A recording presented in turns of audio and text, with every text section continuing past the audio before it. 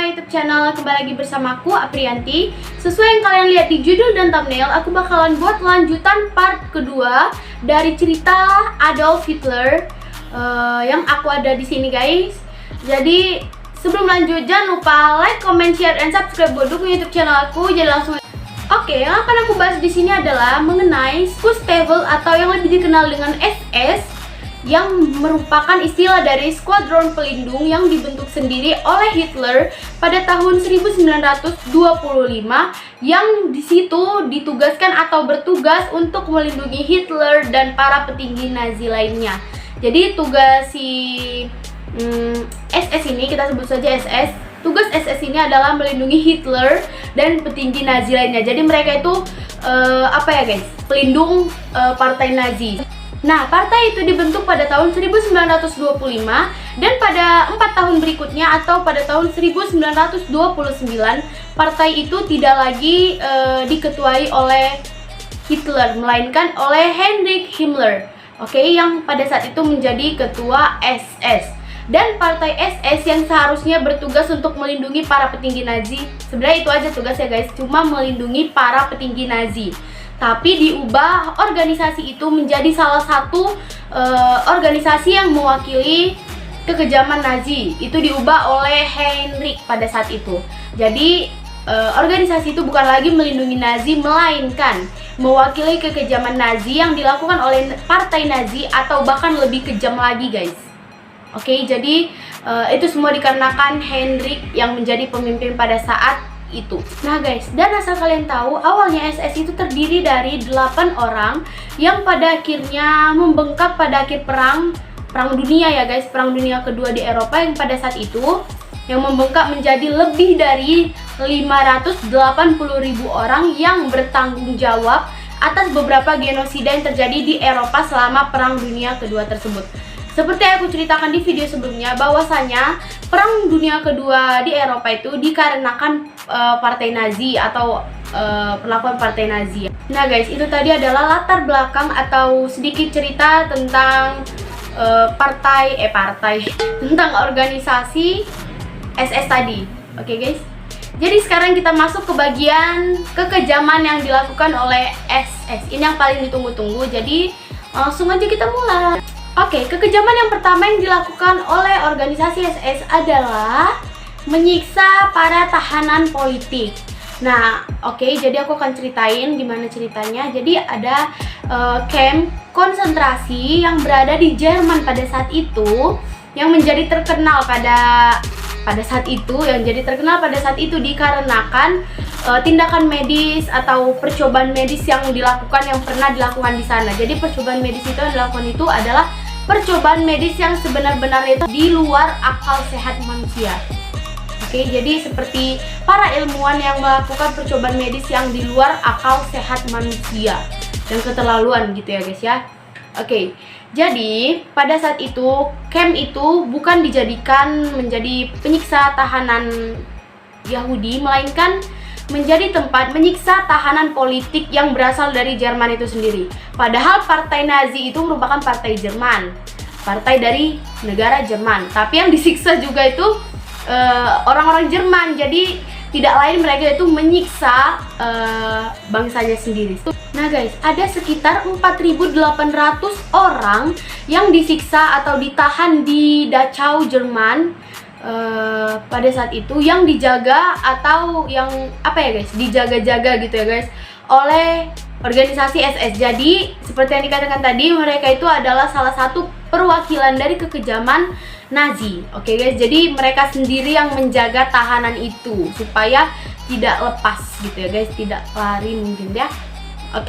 Jadi para tahanan itu sendiri merupakan anggota dari partai lain. Jadi itu seperti perlawanan politik ya, guys. Jadi seperti partai Nazi itu kan partai. Nah, ada partai lainnya, yaitu partai komunis, sosialis, dan demokrat, yang menjadi anggotanya itulah yang menjadi tahanan mereka. Jadi mereka itu menahan partai lain supaya yang berdiri di Jerman itu hanya partai Nazi gitu, guys. Jadi partai Nazi itu emang seperti ya gitu, guys, pada negaranya sendiri loh. Nah, guys, cara penyiksaan mereka adalah di situ juga mereka memutuskan untuk memukuli atau menyiksa para tahanan jika tidak mengikuti peraturan yang telah ditetapkan oleh partai Nazi atau organisasi SS tersebut. Karena partai Nazi dan SS itu sebenarnya itu bekerja sama ya guys, karena SS itu kan pelindung partai Nazi seharusnya begitu ya. Jadi dan juga pada tahanan-tahanan yang mencoba melarikan diri atau pergi keluar dari tempat itu akan dieksekusi langsung di tempat. Jadi ya begitulah guys kekejamannya. Dan itu dilakukan oleh partai Nazi kepada partai lainnya. Jadi seperti merasa bersaing atau emang dia kepengen cuma partai Nazi saja yang berdiri. Oke guys, itu adalah kekejaman pertama yang dilakukan. Kenapa dikatakan kejam? Karena emang itu sebenarnya kejam ya guys, dikarenakan dia itu menyiksa atau menganiaya itu sebangsanya sendiri gitu guys. Dan juga dia itu menyiksa dan menganiaya anggota partai lain. Jadi itu kejahatan yang kedua adalah malam pisau panjang. Oke, malam pisau panjang. Nah, pada April tahun 1934 yang pada saat itu SS sudah diketuai atau dipimpin oleh Heinrich Himmler. Itu pada saat itu juga si Heinrich Himmler ini juga diangkat menjadi kepala Gestapo yang merupakan organisasi kepolisian rahasia milik Nazi Jerman. Jadi Gestapo itu merupakan kepolisian rahasia ya guys, milik Nazi Jerman. Jadi milik partai itu. Jadi partai itu memiliki pelindung yaitu SS dan memiliki juga kepolisian rahasia seperti itu guys. Dan itu dipimpin oleh siapa? Dipimpin oleh Heinrich, oke? Heinrich. Kita langsung masuk gimana kejadian malam pisau panjang itu. Nah, lewat jabatan baru si Himmler ini, jadi kita sebut saja si Adolf itu Hitler dan kita sebut saja si Heinrich itu Himmler, oke? Hitler, Himmler. Jadi seperti mudah aja pengucapannya. Oke, jadi lewat jabatan baru si Himmler ini, dia diperintahkan oleh si Hitler yang merupakan masih di atasnya itu untuk mengawasi atau melacak para lawan politiknya gitu. Jadi lawan politiknya itu bukan hanya dari luar partai Nazi, tetapi juga mengawasi orang yang dianggap atau dipandang sebagai ancaman di dalam partai itu. Jadi kan siapa tahu ada yang berkhianat, kan mau juga seperti itu kan. Dia berada pada partai Nazi tapi berkhianat, bisa juga seperti itu. Oke. Jadi pada saat itu dia ditugaskan oleh atasannya, ya kita bilang aja atasannya karena emang Hitler itu masih di atas si Himmler gitu guys.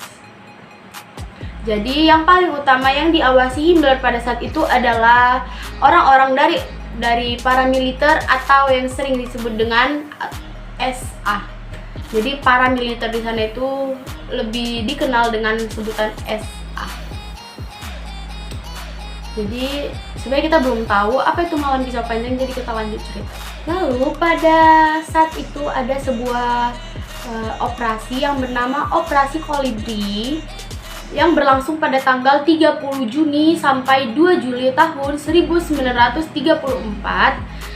Di situ adalah dimana mereka menangkap atau menghilangkan nyawa orang yang dianggap sebagai lawan politik atau pengganggu partai Nazi tersebut gitu guys. Jadi pada saat itu siapapun yang dianggap lawan politik Hitler itu akan ditangkap dan dihilangkan nyawanya.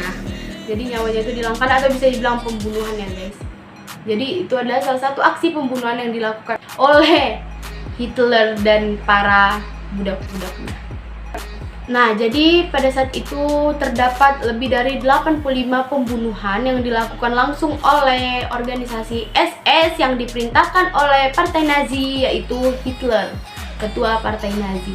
Jadi yang dianggap sebagai lawan politiknya mau dari luar partai Nazi atau dari dalam itu akan dihilangkan nyawanya. Jadi itu lebih dari 85 pembunuhan. Banyak banget sih guys. Nah guys, sekarang aku akan bahas kenapa dia disebut malam pisau panjang. Jadi para lawan-lawan politik itu kan ditangkap. Udah setelah dimata-matai ditangkap, lalu dihilangkan nyawanya atau bisa kita katakan dibunuh. Dan pada saat itu pembersihan atau gimana ya, pembersihan oposisi itu berlangsung selama 3 hari. Itulah yang dikenal sebagai malam pisau panjang, di mana pada saat itu kan dilakukan pada malam hari. Pembunuhan itu dilakukan pada malam hari, guys. Dan juga pembersihan itu selama 3 hari berlangsung, itu dilakukan malam hari. Dan pisau panjang yang dimaksud itu adalah aksi pembunuhan. Jadi pembunuhan itu berlangsung pada saat malam. Jadi dinamakanlah malam pisau panjang. Karena mereka dibunuh dengan menusukkan pisau seperti itu dan dianiaya, dipukuli, dan bahkan dieksekusi langsung di tempat. Seperti yang udah aku ceritakan tadi atas. Nah guys, itu tadi masih dua kejahatan pertama, dan masih ada lagi beberapa kejahatan lainnya yang lebih kejam, dan itu aku akan sebutkan belakangan gitu ya guys, di akhir-akhir. Jadi kalian tonton sampai akhir video ini.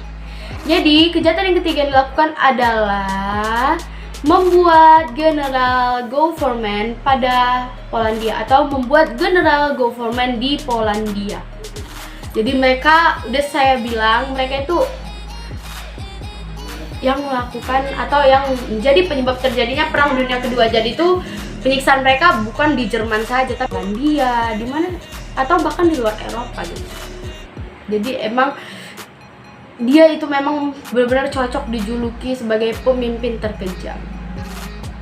Jadi sebenarnya Polandia itu dibagi menjadi, pada saat itu Polandia dibagi menjadi 3 daerah yang merupakan daerah atau wilayah pusatnya itu bernama General Government. Oke. Jadi itu dibagi menjadi 3 dan aksi itu dilakukan di wilayah pusat, yaitu General Government. Nah, memang sejak didirikannya SS, udah aku bilang mereka itu tidak hanya melakukan pada Jerman, melainkan kepada orang Yahudi juga dilakukan. Jadi sejak awal mereka memang sudah menjadikan tujuan atau membuat tujuan bahwasanya daerah government itu menjadi salah satu tempat di mana SS akan menyiksa atau ya pokoknya gitu, menganiaya orang-orang Yahudi di sana. Jadi orang Yahudi pun jadi sasarannya. Buat mereka lebih mudah lagi masuk ke sana atau seperti menjajah ya sebenarnya, yang membuat mereka lebih mudah lagi menjajah General Government itu dikarenakan pada saat itu yang menjaga atau yang menjadi pemimpin itu bukan jenderal itu sendiri, bukan jenderal yang harusnya memimpin, melainkan ada orang lain yang merupakan salah satu dari anggota SS. Jadi ada orang lain yang merebut kedudukan General Government. Hebat sumpah. Bukan ini yang ya, ininya General Government. Itu kadang aku mau sebut General Government.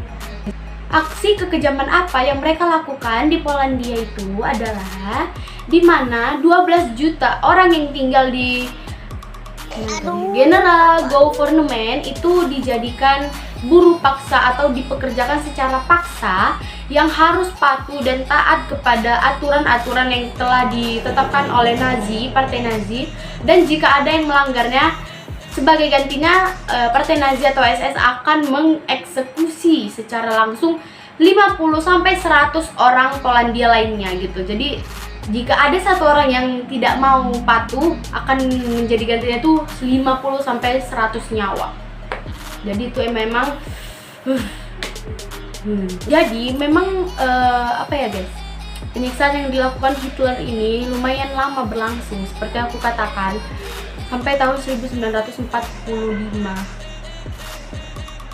ya. Jadi setelah itu kan pada tahun 1934, jadi 3 tahun setelahnya kan, jadi mereka itu sudah melakukan aksi buruh paksa itu selama 3 tahun, dan 3 tahun berikutnya itu para buruh-buruh tersebut dikirim ke camp-camp terdekat, camp-camp konsentrasi terdekat, yang di situ mereka dibunuh secara langsung dengan kekejaman dan kesadisannya. Itu dia guys, penyiksaan yang terjadi pada Polandia, yaitu bertepatan di General Government. Ya, itu dia namanya, susah banget. Jadi gimana, kita lanjut? Oke, kita lanjut ke aksi kekejaman berikutnya. Jadi yang terlalu kejam sampai aku tuh pusing mau nyebutin satu dan jelasinnya. Tapi karena lumayan banyak juga yang minta part selanjutnya, jadi aku buat aja, nggak apa-apa.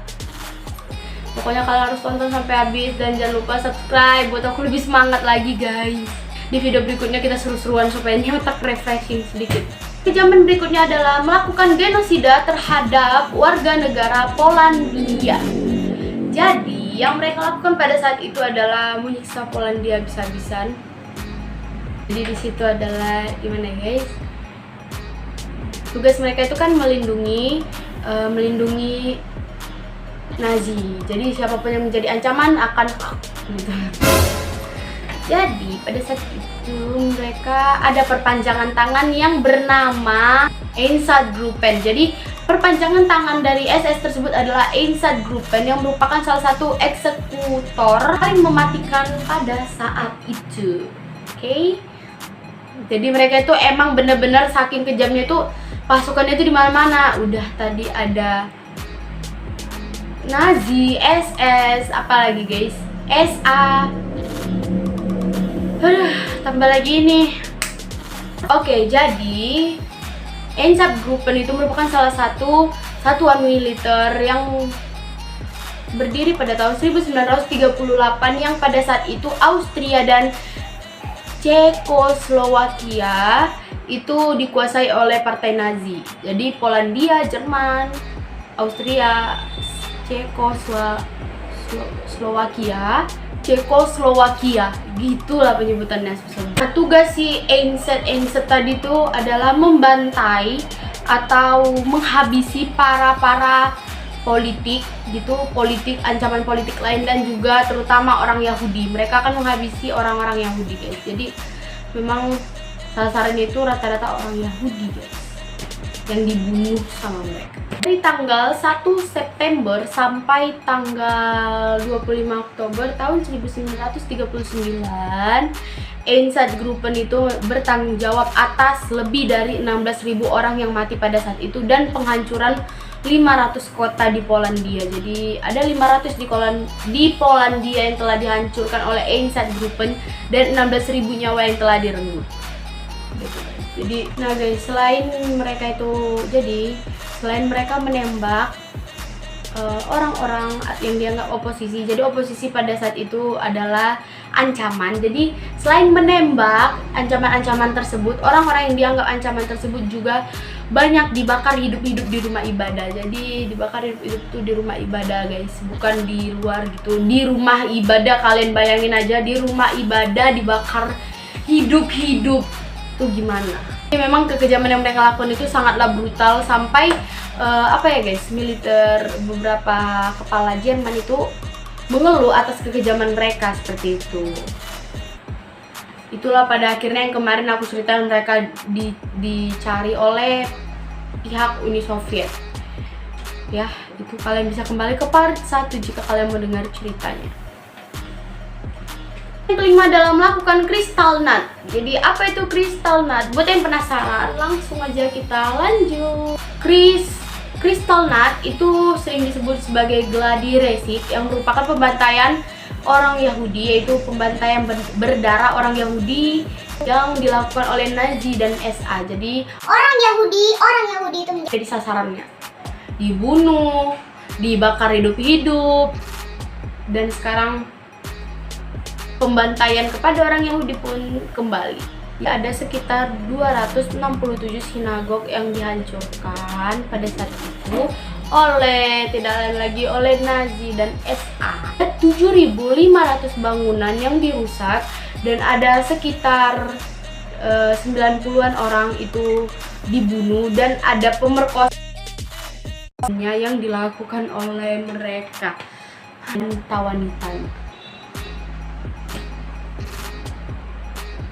Jadi pada saat itu orang-orang Yahudi yang merupakan wanita, jadi kalau yang laki-laki itu disuruh kerja paksa gitu kan, terus yang tidak mau menuruti dibakar, terus juga dipukuli, dianiaya, dieksekusi langsung. Nah kalau yang wanita diperkosa dulu guys. Jadi emang nggak ada rasa kemanusiaannya. Nah, selama Kristallnacht berlangsung ada lebih dari 30.000 pria dari Yahudi itu dipenjarakan dan ditahan di camp konsentrasi tadinya, dan yang pada akhirnya rata-rata dari mereka itu meninggal. Jadi benar-benar sadis guys. Ini tuh sudah bukan 80.000 orang lagi yang terenggut nyawanya, udah ada 30.000 orang. Tadi juga ada saya sebutkan, dan di video sebelumnya juga ada. Jadi benar-benar sepertinya ini memang beberapa negara ini hancur pada saat itu karena Nazi guys. Jadi pada saat itu juga untuk menambah penghinaan terhadap orang Yahudi, itu juga mereka itu menyalahkan Yahudi dan menyuruh, bahkan melemparkan kesalahan Nazi kepada Yahudi. Dan mereka pada saat itu menyuruh Yahudi untuk mendenda kepada bangsa atau negara Jerman sebesar 400 juta. Jadi mereka tuh seperti melemparkan kesalahannya seperti itu ya guys. Jadi yang bersalah itu Nazi, tapi yang mendenda itu bahkan Yahudi.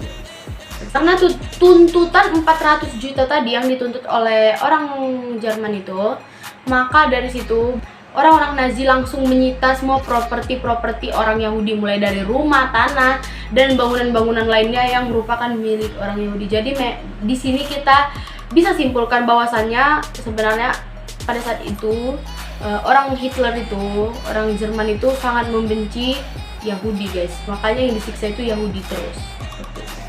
Karena tadi tuh sudah bisa kita dengar menambah penghinaan, berarti mereka benci kepada orang Yahudi. Oke, yang keenam itu adalah menculik dan mengubah anak-anak menjadi Arya yang murni atau sempurna.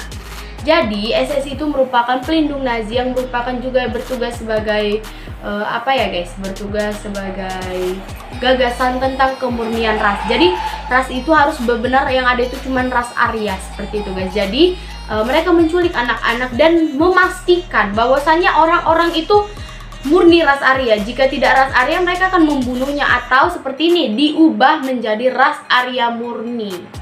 Kalian bayangin aja, yang berbeda ras diubah menjadi ras Arya. Nah, jadi orang-orang atau anak-anak yang bagaimana yang ditangkap? Anak-anak yang ditangkap pada saat itu adalah anak-anak atau orang-orang yang bermata warna biru.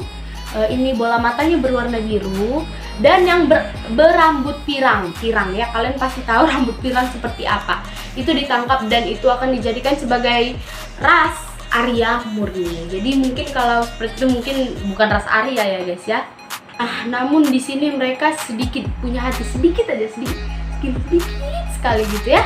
Mereka sedikit punya hati bahwasanya mereka tidak ingin anak-anak yang mereka tangkap itu mati sia-sia. Sebenarnya bukan punya hati sih guys, gak mau mati sia-sia malah disiksa ya kan.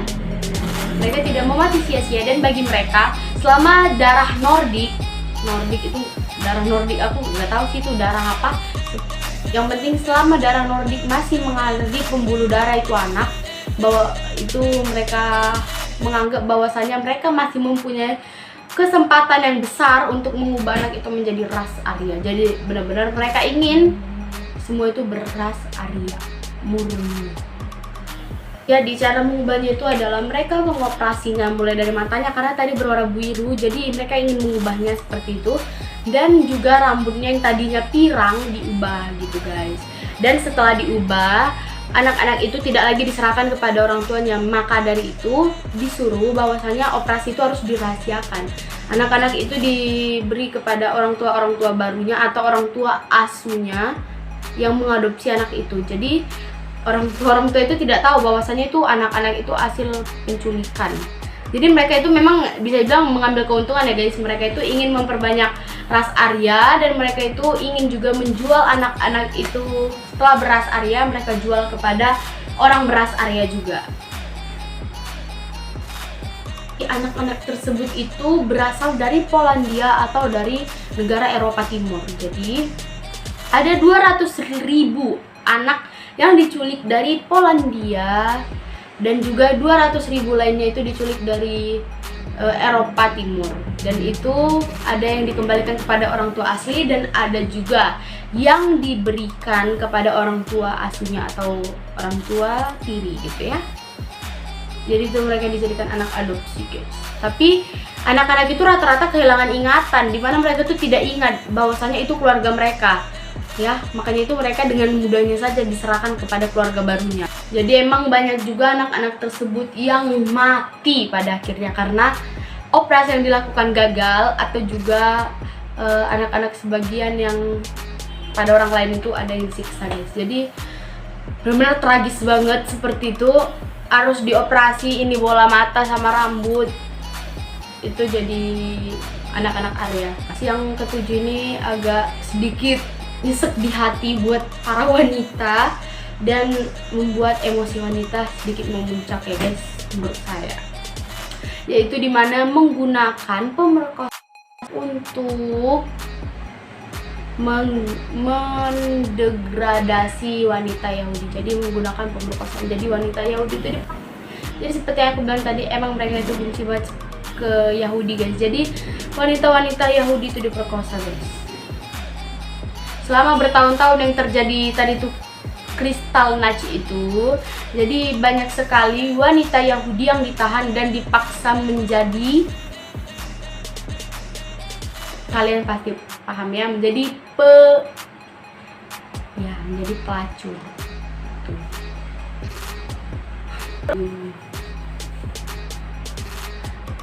Jadi banyak banget orang-orang Yahudi, cewek-cewek itu ditahan di sebuah rumah gitu dan disuruh menjadi pelacur. Pelacur bagi siapa?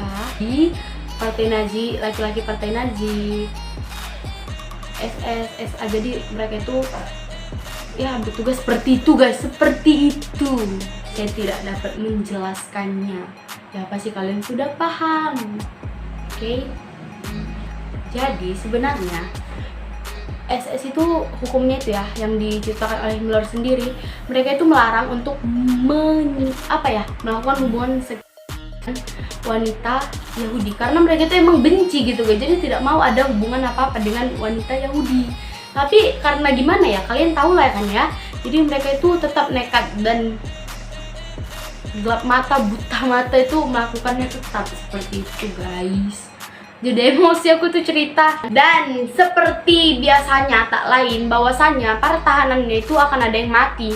Dan banyakan itu wanita-wanita yang dijadikan itu banyakan yang mati dikarenakan mereka yang harus disiksa, dilecehkan demi kesenangan si para SS dan SA ini, guys. Jadi banyak yang mati, tidak banyak yang bertahan, guys. Dan aku rasa pun itu semua kira-kira mati juga semua, dikarenakan itu benar-benar brutal, guys. Itu tuh, aduh, tujuan mereka adalah ingin menghancurkan semangat hidup wanita-wanita di Yahudi. Jadi kan Yahudi tuh, orang-orang Yahudi itu seperti kuat gitu kan, kuat mental gitulah. Jadi mereka itu supaya mereka itu tidak ada lagi semangat hidupnya, karena kalau sudah seperti itu ya nggak ada lagi semangat hidup, guys. Karena kan kayak udah menganggap diri itu nggak suci gitu, jadi kayak bener-bener gak ada semangat hidup dan udah down gitu, sedown-downnya. Kalian tahu lah, guys. Selanjutnya kejahatannya adalah membuat kamar gas berjalan. Jadi apa itu kamar gas berjalan? Seperti apa itu ceritanya? Apa jauh lebih menyeramkan? Mari kita saksikan. Nah, salah satu metode yang paling terkenal yang mereka lakukan adalah membuat kamar gas berjalan, di mana mereka mengkonfigurasi ulang sistem pembuangan fan sehingga karbon monoksida itu keluar dari belakang kendaraan gitu ya, guys. Jadi karbon monoksida keluar dari belakang kendaraan yang merupakan tempat di mana duduk orang-orang yang tidak curiga. Jadi banyak orang yang tidak curiga, jadi asal duduk aja gitu. Tapi rata-rata orang curiga sih gitu, guys. Jadi emang nggak ngerti lagi liciknya tuh gimana loh. Apa tujuannya? Supaya di tengah jalan itu tuh para target itu tuh turun dari kendaraannya, lalu langsunglah datang para SS atau SA itu dan langsung membunuh atau menyiksanya itu langsung di jalan, guys. Seperti itu. Itulah kejahatan yang ke-8. Dan ini kejahatan yang terakhir. Dan ini waktu udah banyak banget, tapi kalian sabar aja. Nah, yang terakhir adalah inilah akhirnya guys, bahwasanya mereka membuat solusi akhir kepada orang Yahudi. Jadi itu adalah bahasa yang mereka gunakan, yaitu solusi akhir, yang sebenarnya itu mereka gunakan untuk menjawab pertanyaan orang-orang Yahudi. Jadi orang-orang Yahudi itu yang ditangkap, ditahan, itu bertanya kenapa mereka diperlakukan sedemikian gitu kan guys. Jadi memang karena mereka dikatakan dan dinyatakan di situ bahwasanya mereka sudah lama memendam kebencian ekstrim kepada orang-orang Yahudi. Kita tidak tahu karena apa, tapi mereka benci saja kepada orang Yahudi. Jadi mereka menjawab bahwasanya semua kekejian itu adalah jawabannya. Ditanya kenapa, dijawab itu kekejian itu. Aduh, udah gak ngerti lagi deh jalan pemikirannya itu gimana. Bagian dari solusi akhir mereka adalah melakukan pembantaian terakhir kepada orang Yahudi yang merenggut nyawa 2-7 juta orang pada saat itu, dan itulah yang terakhir. Tapi emang udah keterlaluan ya guys, dari 2-7 juta orang dan 80.000 orang tadi, 200.000 orang tadi, dan banyak lagi guys. Jadi benar-benar mereka menghabisi banyak nyawa, dan itulah sebabnya Adolf Hitler disebut sebagai pemimpin terkejam nomor 1 di dunia. Karena kan dia yang tidak punya lagi rasa kemanusiaan. Jadi begitulah kekejaman yang dia lakukan. Oke, sampai sini videonya dan sampai jumpa di vlog berikutnya. Mungkin hari ini nggak jadi kita seru-seruannya, mungkin besok aja ya guys, karena bener-bener capek banget. Dan ini tuh bener-bener ekstrim banget ngehafalnya. Jadi buat aku lebih semangat lagi guys dengan cara like, comment, share, and subscribe buat dukung YouTube channel aku. Dan sampai jumpa di next video. Bye bye.